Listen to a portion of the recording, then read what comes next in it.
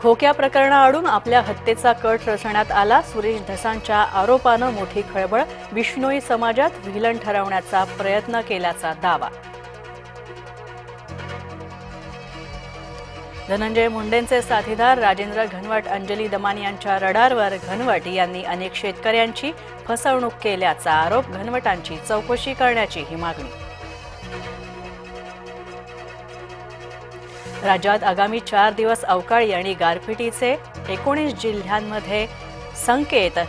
जिल्ह्यात yellow alert जारी. अनेक ठिकाणी अवकाळीनं झोडपलं.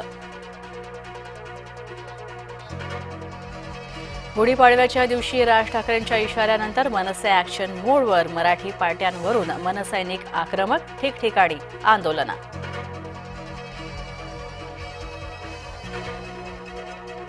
कांद्याचं निर्यात शुल्क रद्द करण्याची घोषणा. केवळ कागदावरच. कांदा उत्पादक अंमलबजावणीच्या प्रतीक्षेमध्ये.